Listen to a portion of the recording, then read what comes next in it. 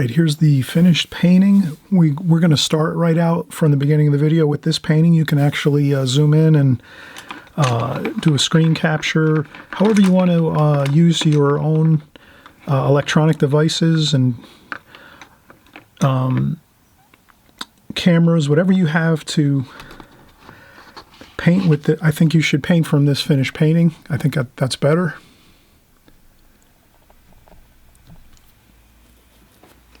So I'll zoom in here and just leave it on for a few minutes. You can be creative with the way you're going to capture this. You can hit pause and draw and paint from this.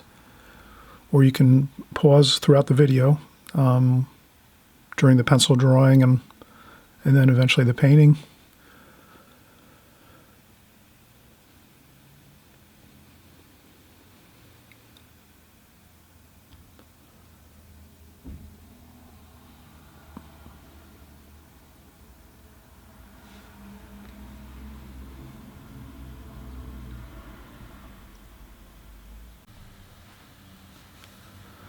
Okay, so we're back, and we just showed the finished painting, actually, of our beautiful flowers we have, colorful flowers, and it's maybe a scene in our kitchen or our sunroom, and we're having a great time. Maybe we're making some lunch, some breakfast, some dinner.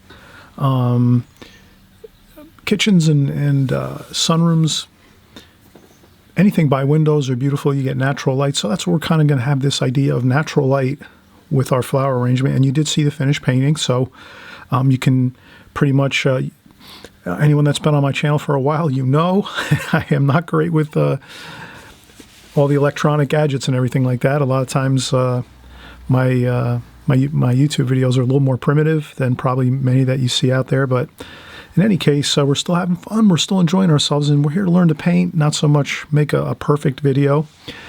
And so we'll get right started here. Again, you saw the finished painting, so you can use that. You know, you can pause the video on your electronic device, whether, you know, if you have like a pad or a phone or a laptop or a desktop computer, anything like that. You can just hit pause and draw from that, and even paint from that, paint from it as well.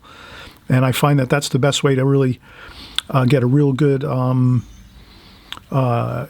a good hold of watercolor, is to paint from finished watercolor paintings. I know sometimes it is fun to paint from a picture, a photograph of something that's, you know, a photo of a place or a photo of a structure or a photo of somebody, if you're going to do a portrait, whatever. It's fun. I would say, you know, mix it up. Try to paint from pictures, from photographs, you know, realism. But it's really a great thing, and you learn a lot more about how to use paint colors and washes when you paint from actual watercolor paintings. And then you just find what paintings you want to paint. You look at them and you say, yeah, I can tackle that. My skill level is good. I can do it.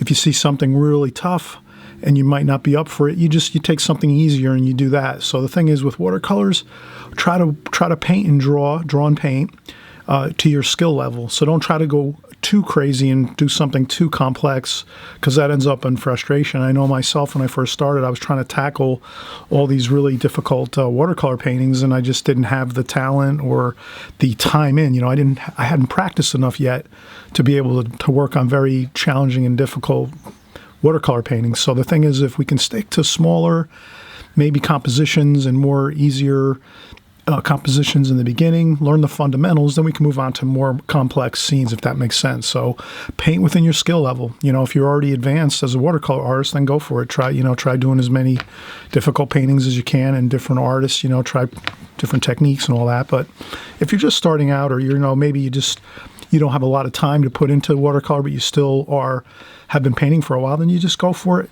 Stick within your skill level with what you feel is comfortable, and you always try to push ahead and do a little something more difficult the next time. Or, you know, after a while, you kind of say, oh, I've got this now, I'm going to go on and do something else.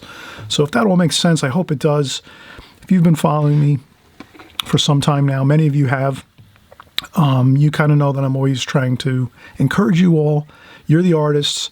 Kind of know your goals, know what you have to do.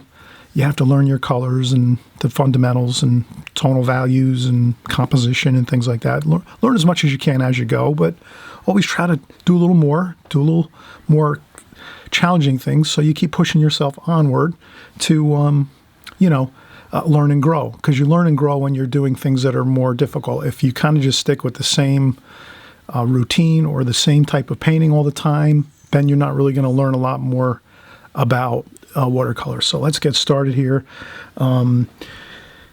Let's just, maybe we'll do, you already know what the painting looks like, so I'm just going to do a coffee cup here. And I'm just contour drawing.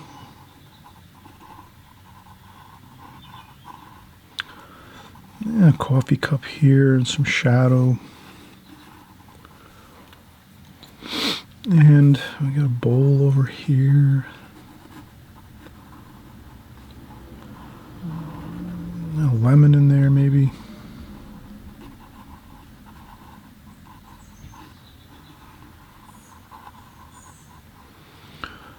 And you just try to, as you contour draw, you can draw through things lightly. So if you know you want to get an angle behind this coffee cup here, you can get that angle and that line by just lightening up on your pencil. You just lift up on your pencil a little bit and you just make a light line so that you can kind of get the feel of that, and then you can pick it back up over here, similar to that. So that's like drawing through. That's kind of like a technique called drawing through. As you draw, when you're contour drawing, you draw through something, but you let up on the pencil a little bit and just go light, and then you can come back and just lift up the pencil mark on the mug, coffee cup, and then you still have your line going all the way across, and you're picking up your bowl on the other side of the coffee mug, if that makes sense. So now here we're going to do our vase, and we're just going to do a little vase here.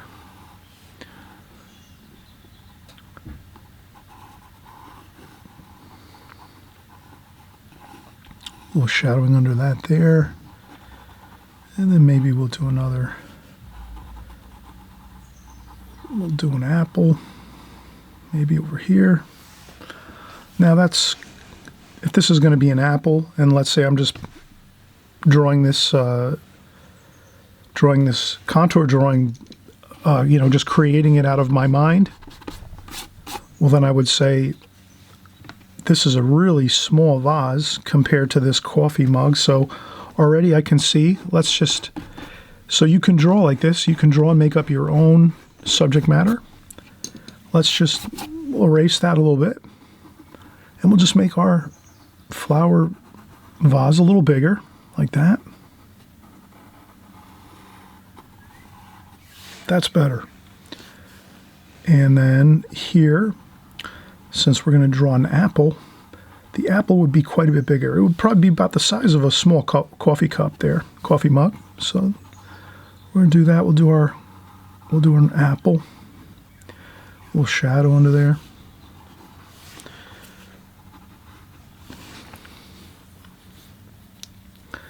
So here we have some good,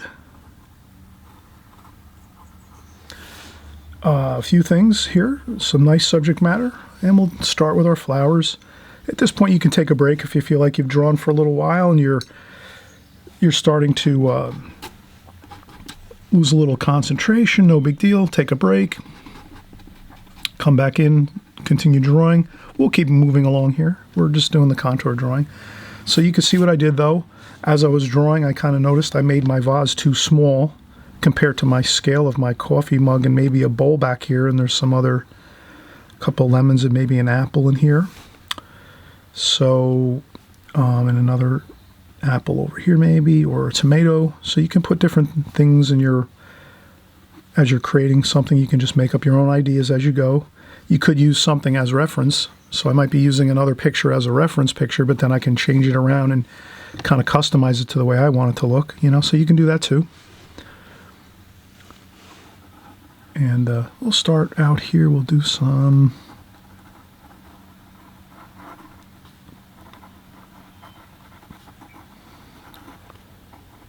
and we're going to do a nice beautiful red flower here, and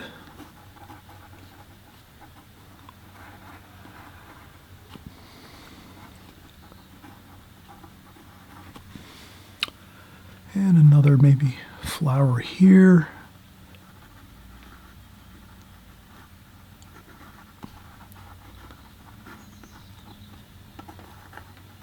And then some leaves and stems, just for a little interesting look there. We got, and maybe something over here, another leaf or some interesting colors, you know, shapes and things.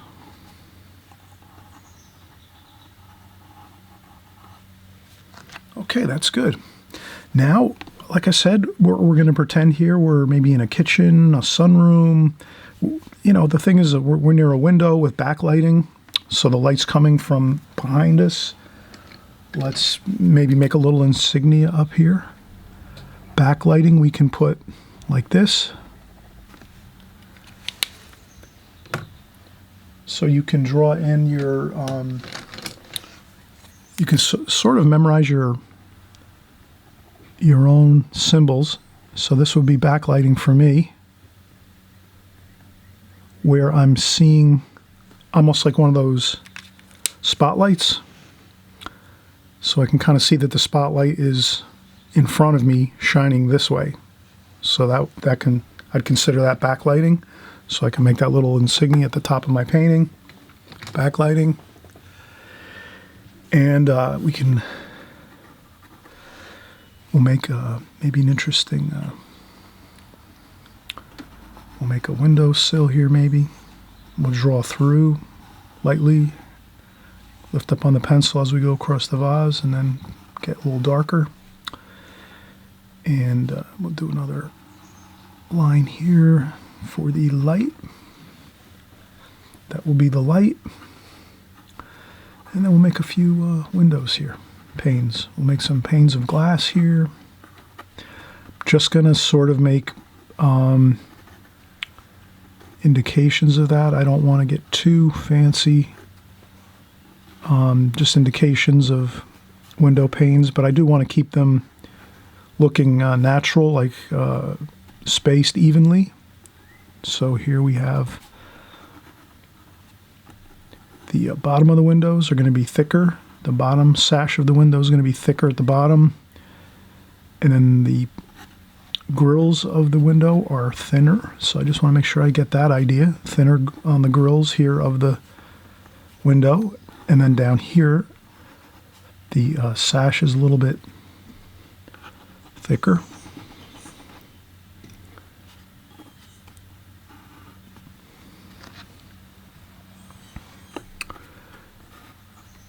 And that looks pretty good.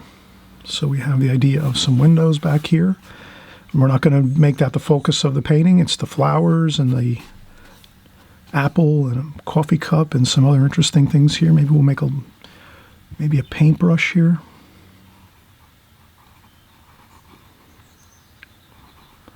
So we have an artist brush here. Maybe we're painting our still life painting here, and we just had a brush here and we decided to put that into the painting. There we go. One of our round brushes maybe. And the hairs of the brush here, and that's all. All right, our drawing is pretty much done here. I think we have everything pretty much enough information with our pencil drawing that now we can just start going in and doing our painting. And again, a good idea is if you like that loose feel to your paintings, you just remember you're kind of underdoing everything all the time. You're not quite getting so focused in on getting every detail. You're just sort of getting the general idea of things when you're doing your work. Some of you might like to paint more realistic. You can go for that look. That's fine too. All I'm saying is kind of take notice of your style of your painting and what you're actually doing. Are you really getting every detail, or are you kind of letting things just be free and flowing, free flowing? You're kind of interested in the colors and the water and the washes, and you're not so, having to be accurate on every pencil line and every color. Have fun with it. Loosen up a little bit. Just again, best time to learn about your style is by just practicing fun little compositions like this, and not like we're sitting down and trying to do a masterful painting. We're just having fun. We're trying these small compositions.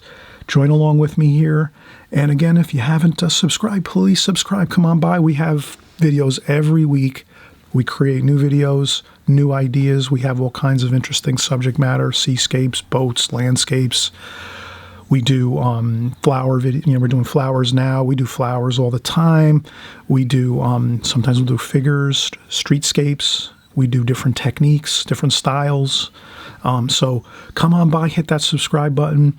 Also, you know, hit the notification bell next to the subscribe button. This way you know when the video comes out. This way you don't have to worry about thinking about when is the video coming out. You'll know. It'll alert you right away when the video comes out. And then this way you can check it out and see if that's something you want to grab your gear, your brushes, your paints, your palette, and do some work the next time when you're sitting down to paint. Okay? All right. We'll be right back. All right. So we're back and we're going to start painting, and we have just a round brush here. This is a Da Vinci Kolinsky round brush. It's a travel brush. It's really nice and lightweight. Good point. For this painting here, I think we can use this. We could go with a larger brush, but we'll stick with this and see how this works as we start our painting here. Fresh, clean water. And we're ready to go. So let's go with some. Now here the thing is, let's just have fun. We're going to get some cadmium red, some alizarin crimson, and we'll start out with that. Maybe a little bit of purple. Ultramarine violet by Winsor Newton, my favorite purple. And let's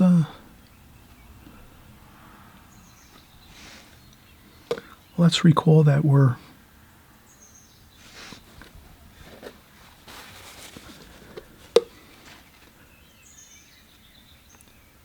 just having fun and placing some paint on the paper and some water. I use a tissue and take some water off the brush so that I can get that pure color.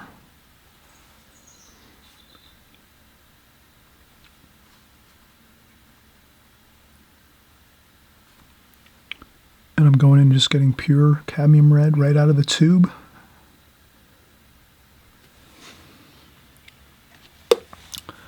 Maybe we'll add a little orange too to our color mixture. So getting some really exciting color variation here, right, in the palette. And I will then dampen the brush with some water, and then do a little more lighter. So here I'm not adding any water, I'm just rinsing the brush off and leaving the brush damp. And this way we can get some of them lighter tones, tonal values there. And then we can go back in and get our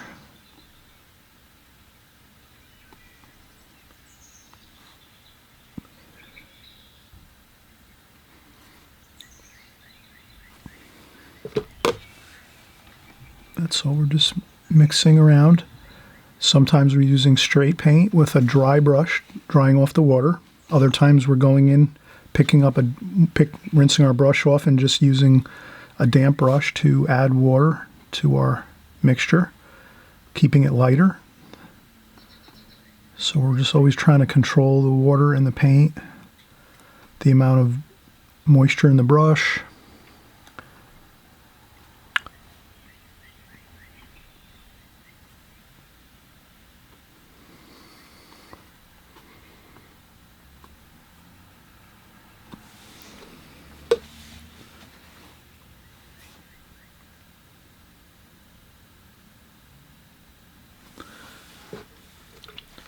And that's the beauty of using a smaller brush with a good point, is you can actually you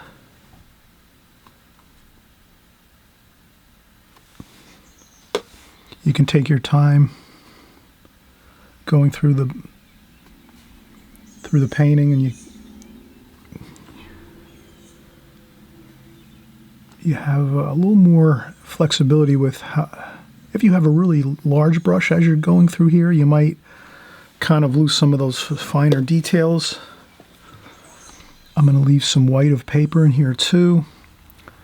I'll use some French ultramarine blue, cobalt blue, maybe a little Prussian blue, and we'll do a little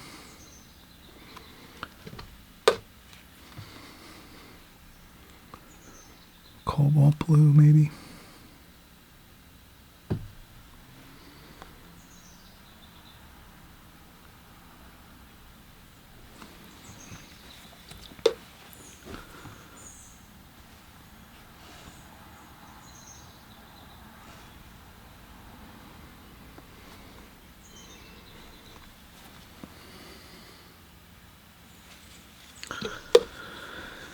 And I'll do a little splashing here. Just a couple splashes, maybe loosen up a little bit here. Okay. And let's start. Let's work in a couple greens. We got olive green, sap green, cerulean blue. We'll add some cerulean blue here.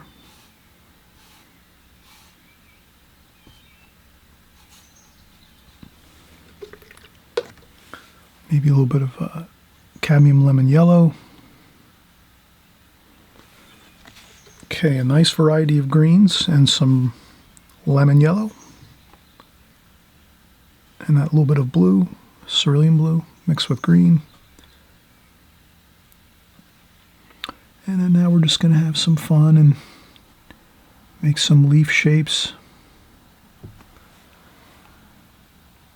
We could add a little bit of burnt sienna too.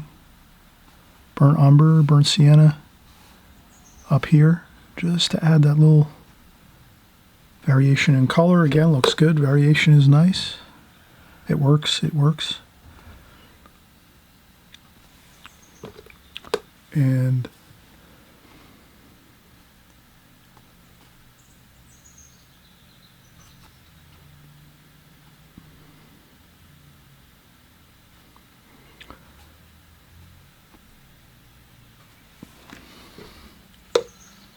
all right.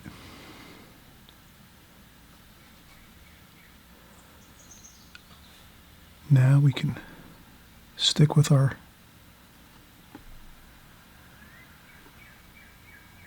green mixes here, just so we have a nice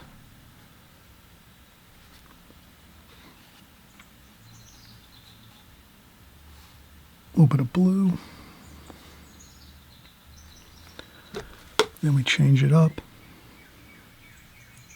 Olive green.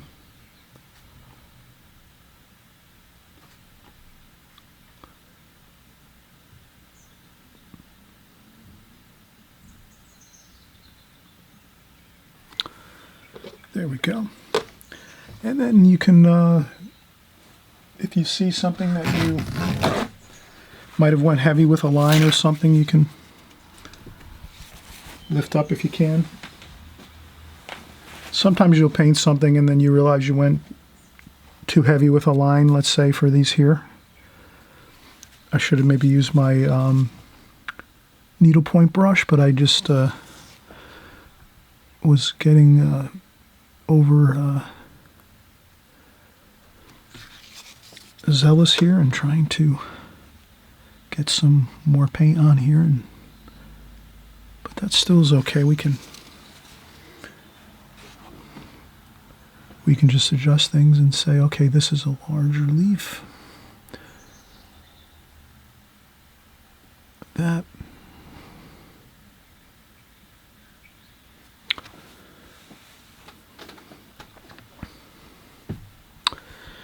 And let's go in and get some purple. We're going to go and do some purple and red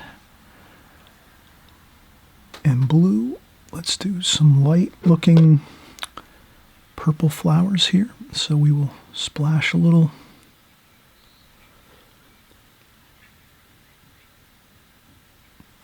And as you can see, I I'm just having a fun time here and not worrying and splashing. I'm not worrying too much about every detail. I'm just trying to get the idea of colors, shapes, approximate shapes, right? Like flowers we know, or the petals we're used to seeing. So if you're just keeping that idea of the shapes of the petals being somewhat close, and then you're fine.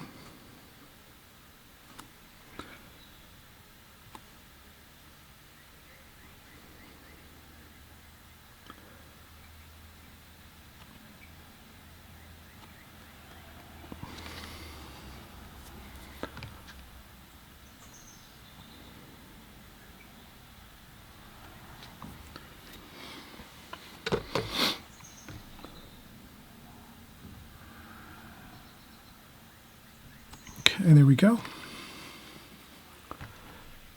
Damp brush to get the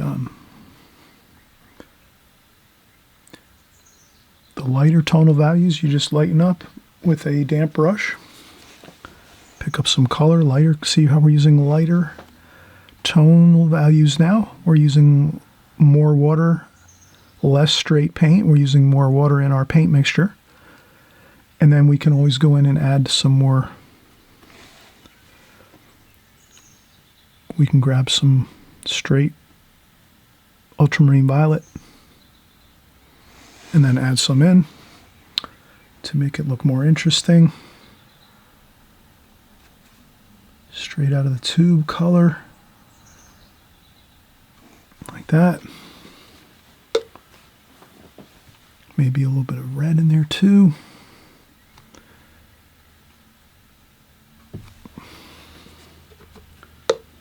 Okay, and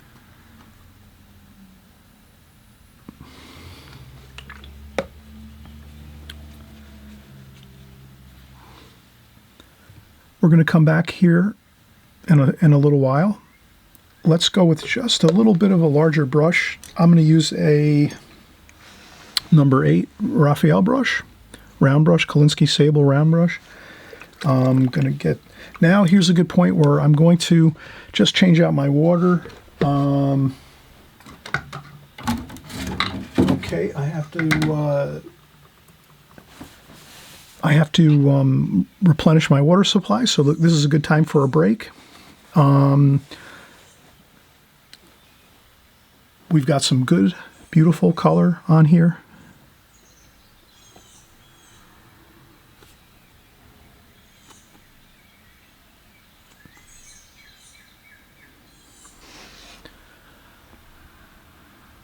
As you can see, I'm going to just darken up a few spots with some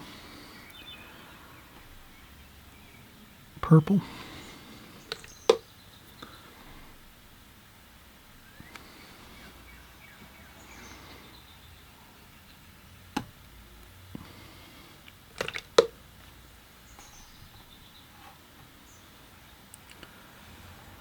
And if a splash, you don't like the splash, you just add a little bit of damp brush to it.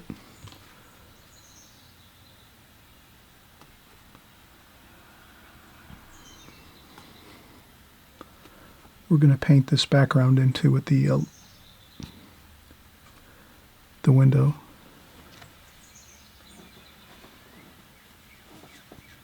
Okay, let's take a break.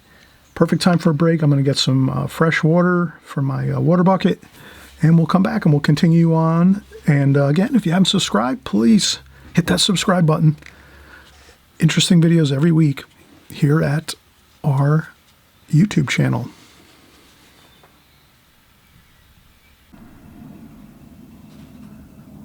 All right, we're back, and we're going to get some fresh water in our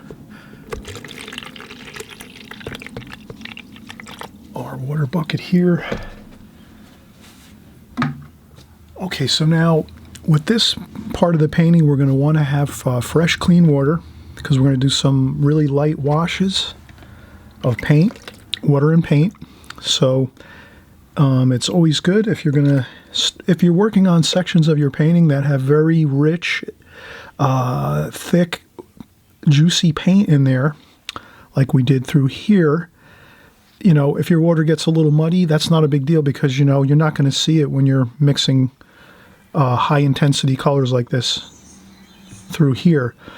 But if we're going to go with some lighter washes to do some lighter tonal values on our painting for shadows and things, that's when you would start to see the muddy kind of colors, all the mixtures. It might not always look so great, so you have to actually kind of work with that, see what you like in your paintings.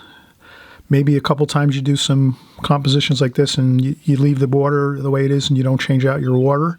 Then maybe you do another painting, another couple paintings after that, and you change your water frequently, and you see how what happens when you change out your water more frequently. And you'll maybe see a slight change, or maybe more of a dramatic change too. It depends. When I first started painting, I didn't change my water as frequently. Then I started changing my water, at periodic intervals as I was painting, taking breaks, going back, starting to paint, take a break, change the water. So I kind of just got into the habit. Each time I take a break, I change the water in my water bucket, and it works out great. But you have to try it out on your paintings. Maybe you like more of different mixtures of colors. That's fine too. So you have to just kind of see what you like in your painting and try different ideas. It's always good. Be creative. You're the artist. Be creative. Try different techniques. Try different ideas with what you do. And you don't have to follow one person's advice. You take all advice into consideration, and then you just keep working forward and try all the different things you're learning out, and you see which ones you like to keep and some you're not going to maybe use anymore. You let those go by the wayside, and you just keep going. All right, so we're going to get back into it here, and let's try out some of those lighter washes. So let's do some purple and cerulean blue, and maybe we'll do a little light wash here, and we'll just start working some light washes in like that. Maybe a little alizarin crimson.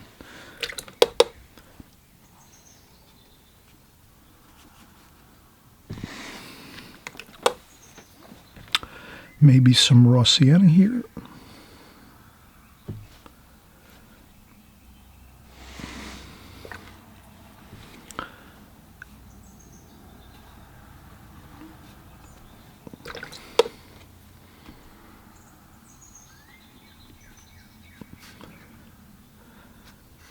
And there we have it.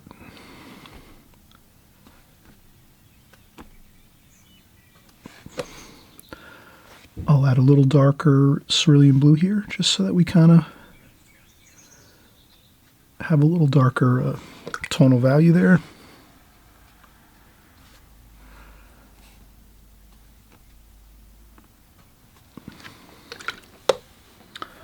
And I'll always try to keep adding colors around the painting as I use them.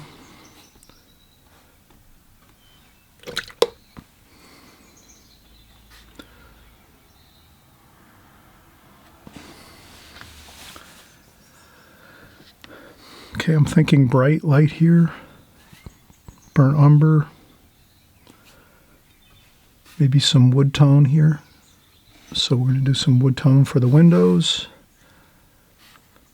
Just a little bit. Maybe what we do is we pretend we're trying to make things look like the light is bouncing around in the kitchen in the kitchen here along the countertop, and through the windows the light is bouncing around. So some areas are going to be darker, little pops of color, and then other times it's going to be very light.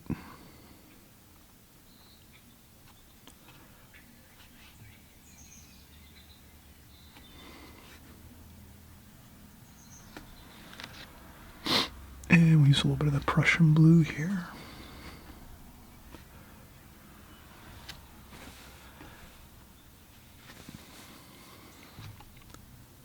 And a little more of the raw umber, burnt sienna.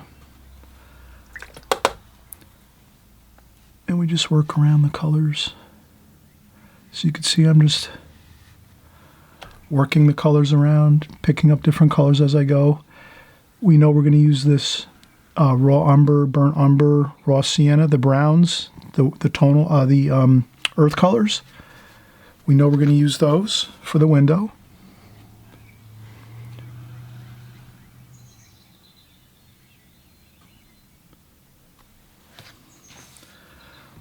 We'll pretend it's wood windows. So it's those classic beautiful wood windows. Maybe they're not painted, they're just, they have a nice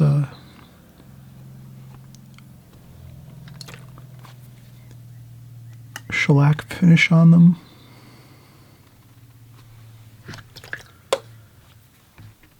We'll leave some light there. We'll go under here, burnt umber.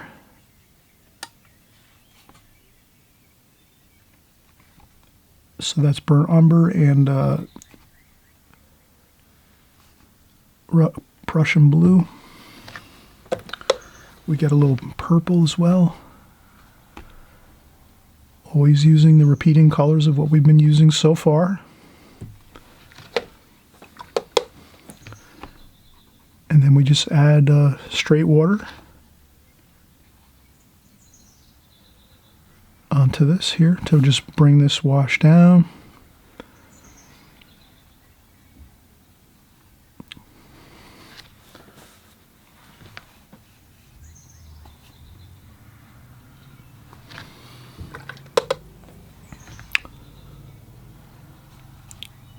Raw sienna or yellow ochre.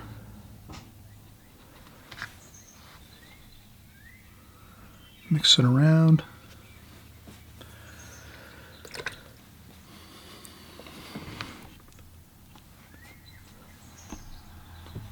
I'm going to use some cadmium lemon yellow.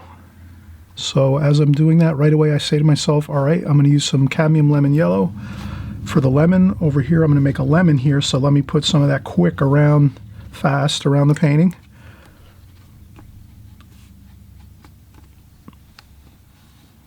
Nothing worse than one color sitting on a watercolor paper when there's no other similar or exact same color on that canvas or the watercolor paper.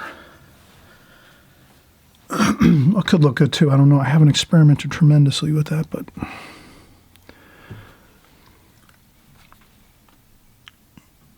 okay, so there we have. Okay, looking good. Okay, now let's start on our good time for straight, alizarin crimson, rose madder. Let's do our delicious apple here.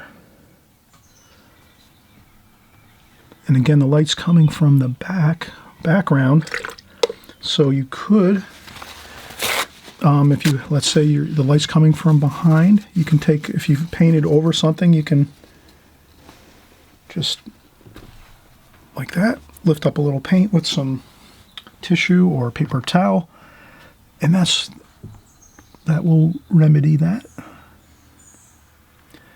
And then some purple here at the bottom, cobalt blue, purple. I'll get some raw sienna.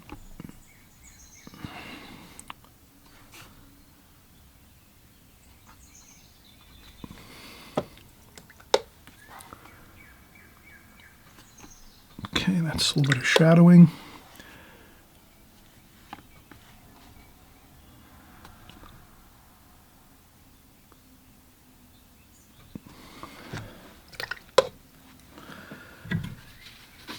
Not a problem if you've painted next to a wet area, no big deal. You just take a tissue or a paper towel and you lift up, and we'll come back and continue working on those when when the paper dries a little. We have a little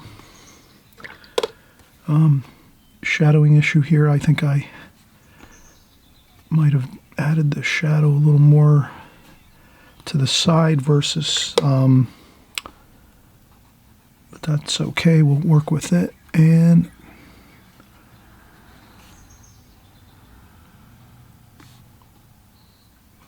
okay, so now we're working in our shadows. This will be a white coffee cup and a white vase. So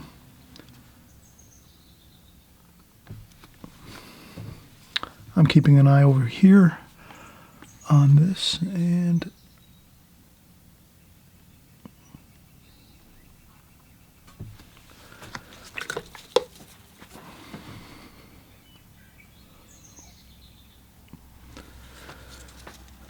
okay, now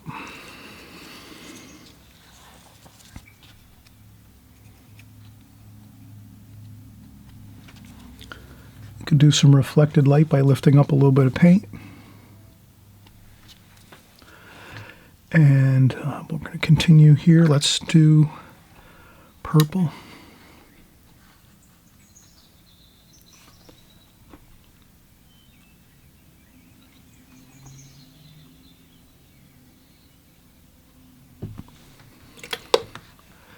We'll get some shadow on here.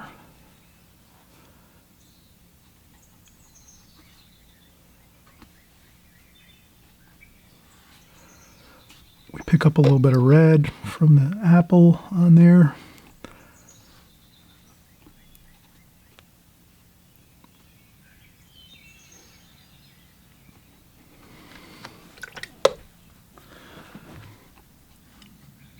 Purple. I'll add a little bit of red and orange here.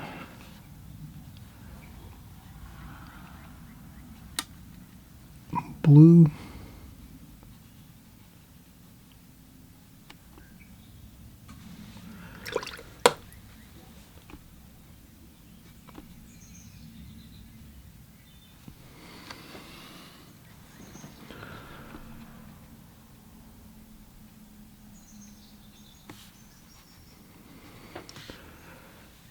And what I'll do is I'll add a little bit of splashing for the, maybe where the flowers are,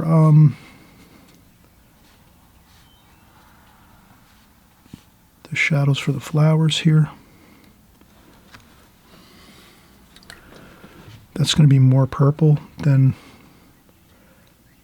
warmer colors. And I went over my paintbrush a little bit, but that's not a problem. We will add that paintbrush in last, so we're not going to worry about that right now. And then the same thing with this here. We have a white.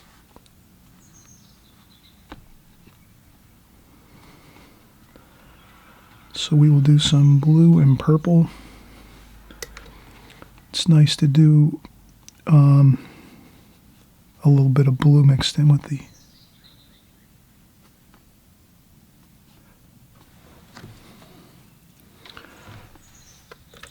purple.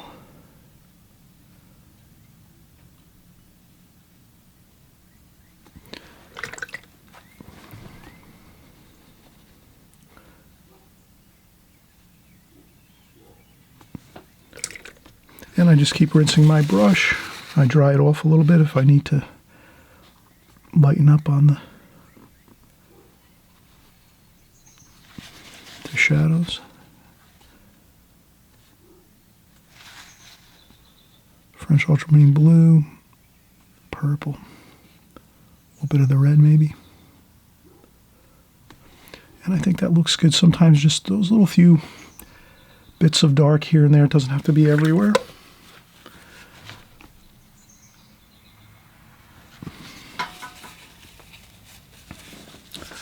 And as you can see, I'm really kind of building a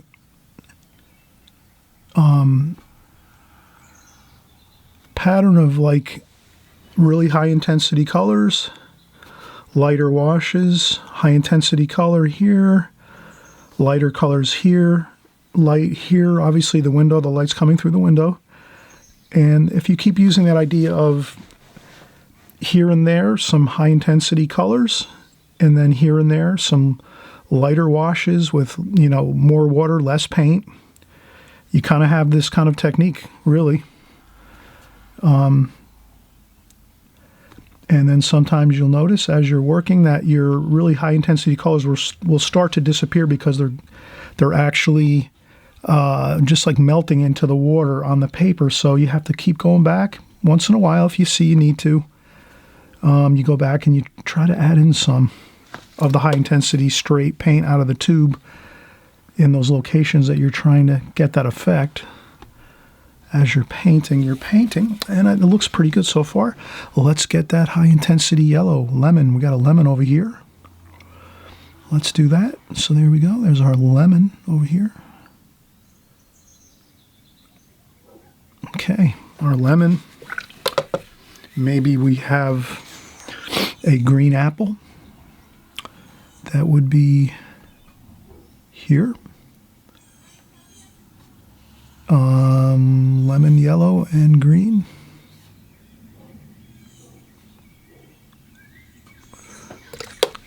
And then we just add the cadmium lemon on top here. We leave a light, so I leave a highlight on top there.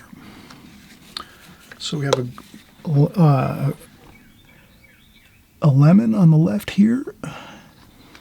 Then we have a green apple here. And we'll put some shadowing on that bowl here.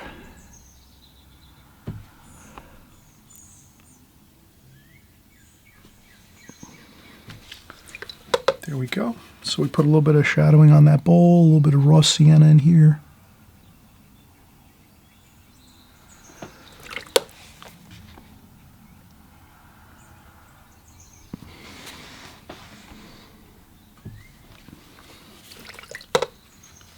Purple and blue. Just a shadow. And maybe we have another little bit of shadow here on this cup.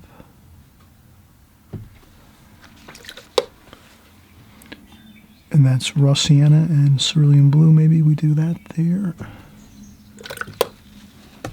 If you go over a line, no big deal. Lift it up with a tissue. And then we can adjust a little bit. Maybe we'll make some interesting decorative lines on our coffee cup and our bowl and our vase to sort of add more excitement to this. So we're going to let this dry. We could still work a little more. We can do some more on our apple here. And sometimes we can just leave a highlight there. That white paper looks good. Then we can take some burnt umber, cerulean blue, and we'll make a stem here.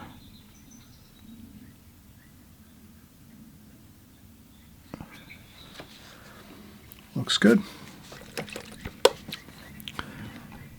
And we'll put a little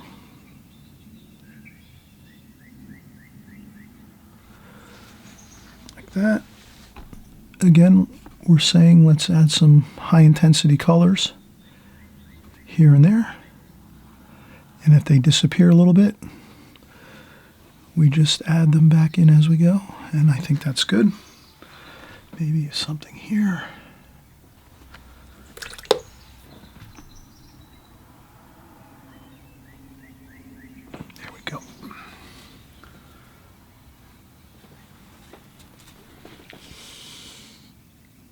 All right, so now you see we've done a lot of the same colors over and over. So we keep reusing the same colors in our painting everywhere. And we also made sure that we use some real high intensity colors, straight tube paint from our palette, straight tube, no water, just straight out of our dishes, our palette spacers here. You know, we straight paint, straight paint, straight paint here, here, and here. Some over here, straight paint. Then we add some water, and water make our mixes a little bit more, adding more water, a little less paint. and we do our lighter tonal values through here. You can see lighter, high intensity, lighter, high intensity, lighter, high intensity, lighter. And if you keep that idea going throughout your painting where you're always adding some high intensity, simmering it down a little bit, making it lighter, you keep doing that throughout your painting, and that you have this look then of, it's almost like a effect of light bouncing around, and it's lighting up some things in your painting, and other things it's sort of, the light's not quite strong enough to reduce the intensity of some of the beautiful colors that you have. So let's keep with that idea. We're going to finish up now. We're going to take a quick break. We're going to let these areas dry here so we can do our paintbrush. And I think once we do that, once the paintbrush is complete, we can just check around and see if there's anything else we can maybe touch up a little bit, and we'll add some lines, some decorative lines on our pottery, on our coffee cup and coffee mug, and our bowl, our fruit bowl, and our vase. So we're going to do some of that, which is going to really look beautiful. So, okay, again, I'll be right back, and we'll start again with some more interesting painting.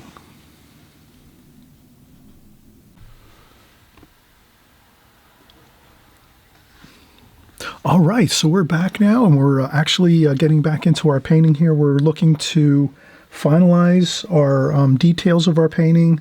Probably I'm going to go back to the Da Vinci number 5 travel brush with the finer point here.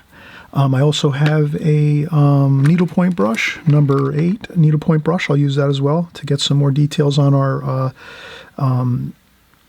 stems here on the flower arrangement here. Small, very enjoyable flower arrangement. And so we have, again, we've done most of our work, and like we said, we're actually just going to finish up our final details now. We're going to finish our paintbrush. We're going to do a little bit of decorative work on our vase, mug, and bowl with some ornamentation, and that should really be fine. And again, we kind of wanted to stress, does this make sense? We wanted to stress some really exciting, bright, vibrant colors here and there in our painting, and then in other portions of the painting we wanted to go with less, with more, lighter washes of color, lighter tonal values. And when we do those lighter washes, that gives us an opportunity to use lots of beautiful color. As you can see here, we use lots of different mixtures of colors, the same repeating colors throughout our painting here. And if you need to go back, you just go back and check as we go through the painting. I'll always be mentioning over and over and over again the colors we're using, so you can jot them down. Maybe it might be helpful if you find that if you lose track sometimes of the colors we're using, you can jot them down as we go and hit pause. And but pretty much we're using the same palette all the time, every week, over and over. So here you can kind of, at this channel, on my channel here, you can pretty much, once you have worked with your palette with the same colors I'm using, you'll get used to the colors all the time, so that you might just be looking at the actual video or a picture of it. Or if you have it on pause, you'll just look at it and you'll be able to see all the colors and identify them without having to really refer back to any lists or anything if you're using the same colors all the time. But if you like to experiment with colors, I understand, and that's fine too. You're the artist. If you want to experiment with colors and use a lot of different colors in your art, that's fine too. So let's continue here. So let's do our paintbrush. I really think that using a nice ivory black is going to look good with our paintbrush. And so then here I just go right down the center of the brush like that. Rinse my brush off, and then we'll go with maybe a little bit of raw sienna and the black mixed, like that. And maybe I'll just go, and I'll hit and miss a few spots for light, so we have some lights there.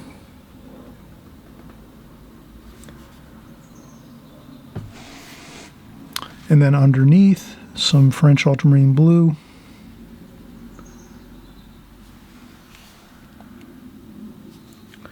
mixed with the black, some French ultramarine blue for a cooler black. I could use some Pines Gray too. I'll do that. I'll get some Pines Gray.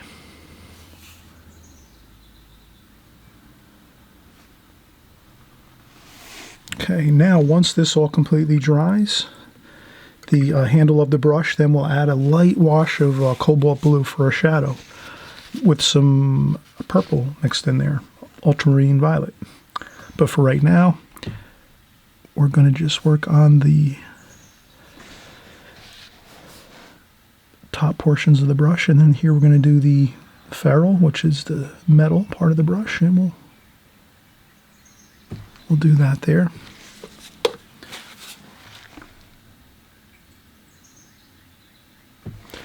And again, this is, since it's in shadow and you can see all the shadows from above on the table, it's sort of hiding the brush a little bit, which is all right.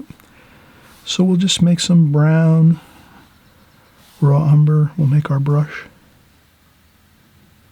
And we'll just...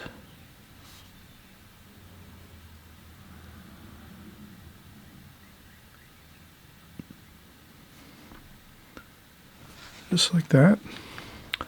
Maybe a little darker underneath. So we'll mix in some of that darker mixture there.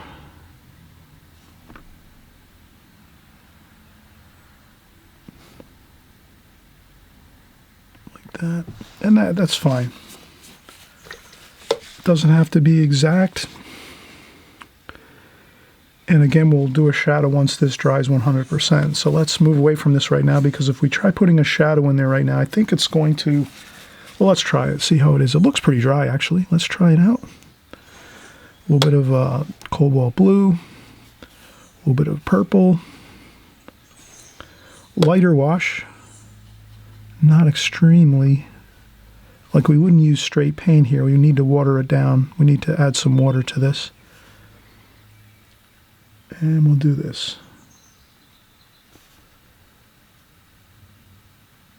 Like that. That looks good.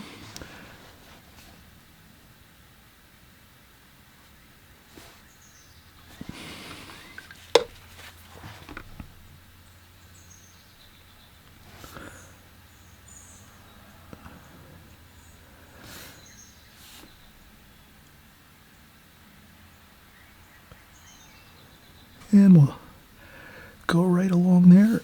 Some more blue, cobalt blue. That's pretty good. Doesn't have to be perfect. Now we're going to start getting our, maybe a little bit of French ultramarine blue here.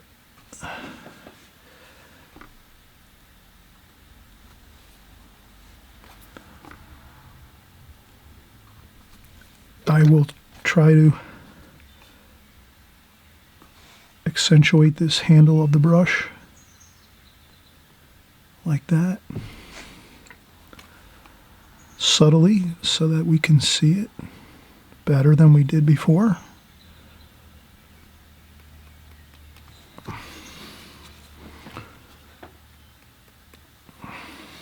little bit of splashing.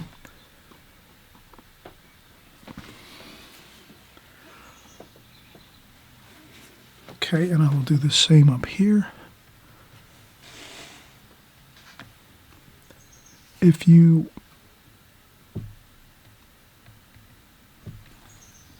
find that you've gone over a line or something, you can change it. So I'll make a little more of a shadow here.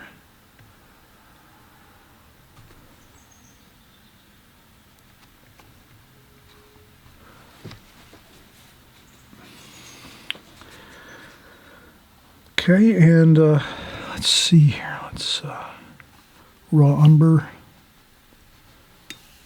cerulean blue.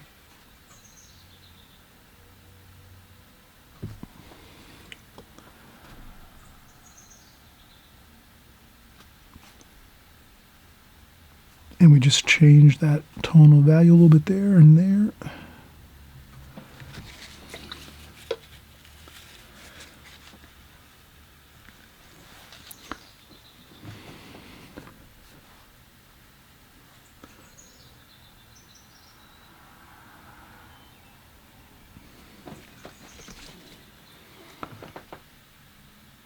And I'm trying to just get that cup a little bit better. The mug here, the coffee cup. And a little bit of shadow under the bottom of the handle. And a splash. I can do little quick splashes there just to sort of. And here,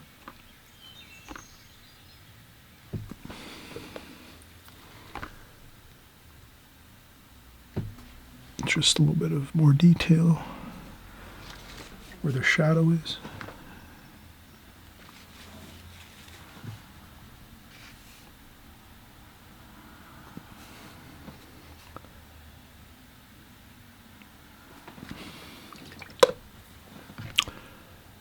And some yellow ochre here.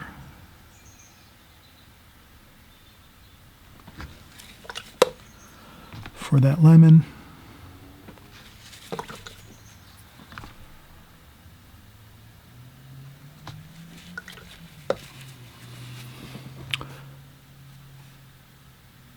Sap green.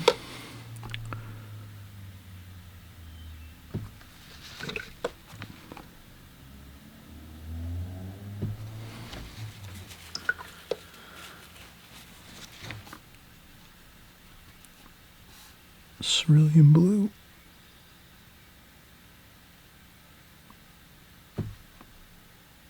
Okay. Just trying to fix up like the shapes here with the mug and the bowl, make it a little more defined, but not too. We can add a little bit of white over here if we need to, some titanium white to maybe fix up something here and there. All right, so now let's do our ornamentation. Straight cerulean blue mixed with a little cobalt maybe. I would say cobalt blue would look really good.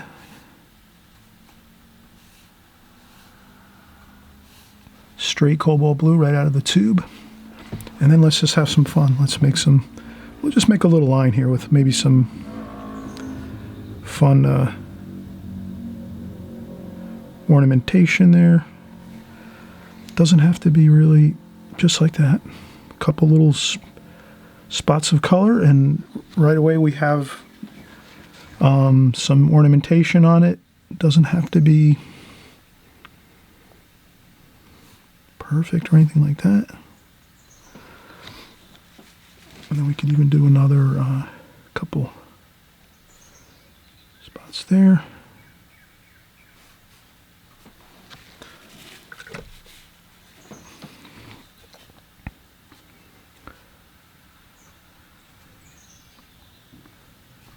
A couple little spots of color. Some cadmium red. So that's all we do is a little, just like that. Then we can get our needlepoint brush.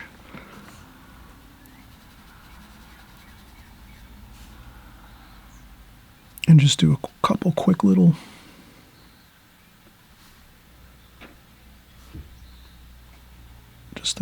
quick little movements of the brush to give it that look as if we have spent hours doing details on this.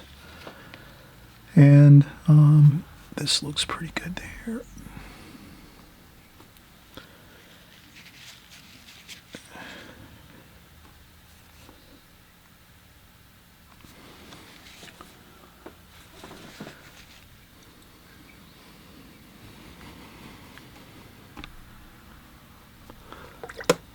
And I just might do a couple.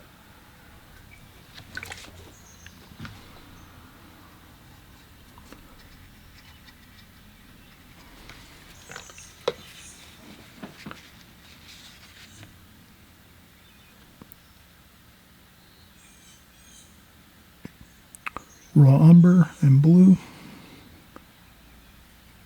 olive green.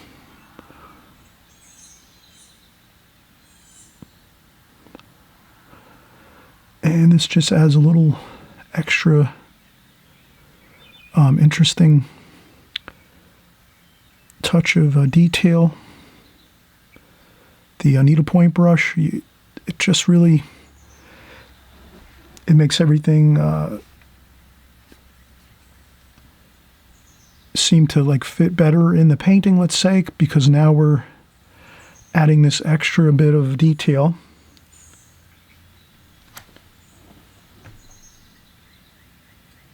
Like that. So we have all varieties of lines, really super fine lines, medium lines, thick leaves, thicker branches, you know, it kind of gives you that. Lots of variety. That's what we want here, variety. Makes the painting look really good. Variety of colors, tonal values, exciting, light, shadow. And that's what we just make sure we don't go just a few, and that's it. And that's a finished painting. Maybe I just see one spot here. We can use a little, just that little bit of some blue and some purple maybe.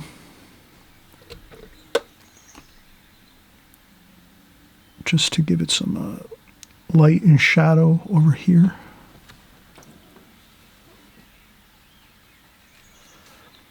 Bit of lemon there.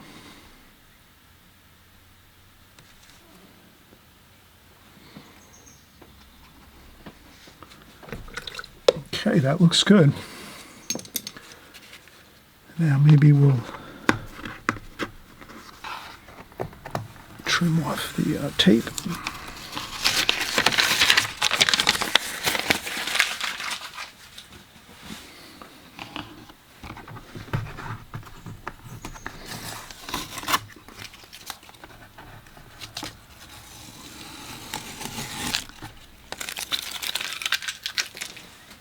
Okay, so now we remove the tape, and then we'll just move our palette, and we'll put the painting in the center here.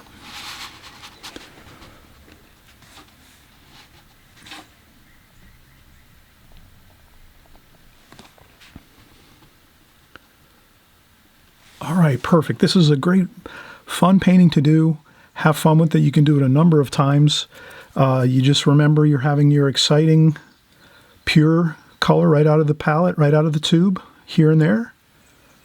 And then some nice lighter washes here and there. And you leave some white papers. Let's always leave a white paper here. In a scene like this with a window and light, lots of bright light, you want to leave quite a bit of white paper. And on the table, and then on the window, the glazing of the windows. And it'll look really very realistic and beautiful, and lots of light and fresh colors. And we'll see you on the next video.